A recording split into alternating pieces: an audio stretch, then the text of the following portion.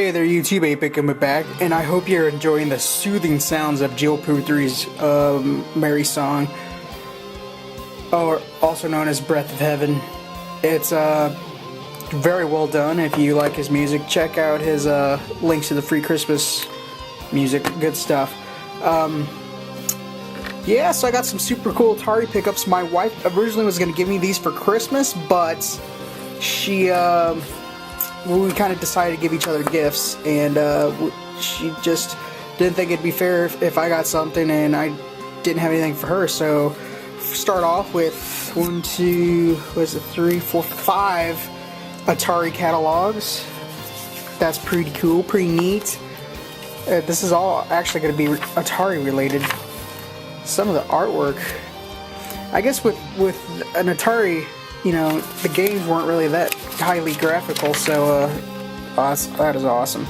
You really had to have some artists working for you, because otherwise, you know, you're not going to sell the product. And I think art definitely has a part of selling, so very cool.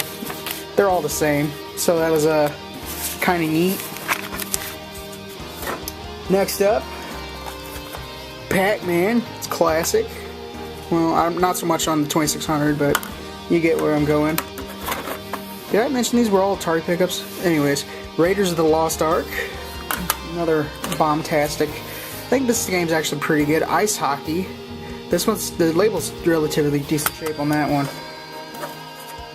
This is Sword Quest Fire World. Expanding my Atari collection a little bit. But here we go, good old combat. You can't go wrong with that one. Space War. And last but not least, a very nice looking copy of a super rare game, E.T. And and to throw in a little something else with that copy of E.T., which is super rare for me to get, an instruction manual which is in pretty decent shape. All the pages there of E.T., so that's pretty cool to get an Atari instruction manual.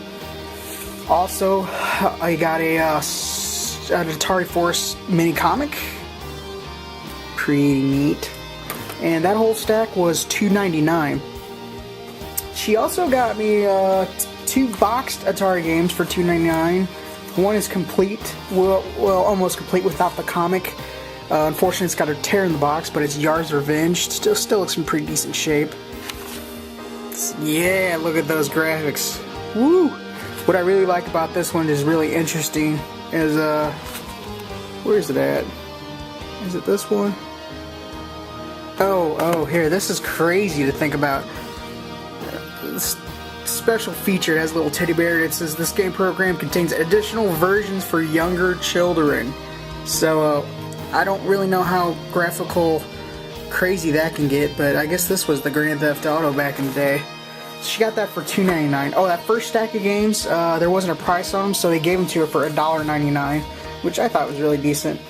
Second is Game and Box Only. I actually picked this game up a month or two ago, but it's cool to have the box. Box is in pretty nice shape. Squeeze box.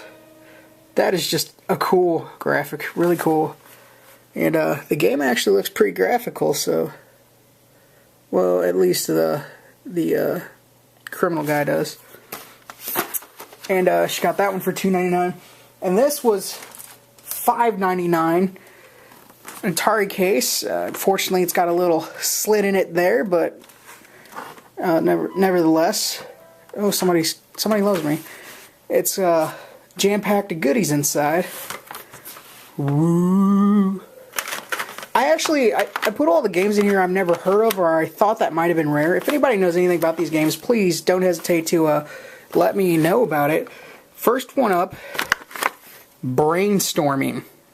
These games I've never even heard of or played, so that's one of them I've never heard of or played. I've heard of this one, but I've never played it. Stampede. This one's a little, you know, roughed up. It looks like the glue's coming through. This one looks really not so fun. I don't know, maybe you guys got an opinion on it. Word Zapper. Next up, we got Human Cannonball, which I've heard of but never played, and it's a pretty shiny, nice looking label. And then we get into some rarer stuff. I mean, more obscure, I guess, not really rare. Galaxor. Never heard of this game, never played it. And then we have,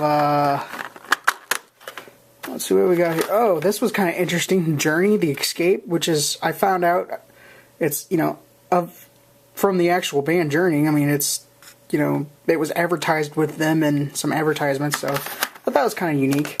And really, another nice label game here, a Frogger, which, this was really the only game I looked up, and I was kind of surprised to see this card only go for, $6 to $10, which I thought was interesting. It's really, really super sharp looking label. That's pretty cool. And last but not least, I thought this was pretty cool. It's Amadar, I believe it's pronounced. Label's decent. It's got a little fade to it. And then we have all these manuals and or books, which was also cool to see. We got the Atari 2600 instruction manual. Pretty decent condition. A registration card. Yeah. How about that? And then I have some instruction manuals, which is very, very crazy for me to even think about owning, because I just got a few box games here lately. Journey the Escape. And I do know that the instruction books do bring up the price of the game a few bucks, so makes some of these games a little more expensive. Human Cannonball instructions. Pretty decent shape. Galaxor instruction book.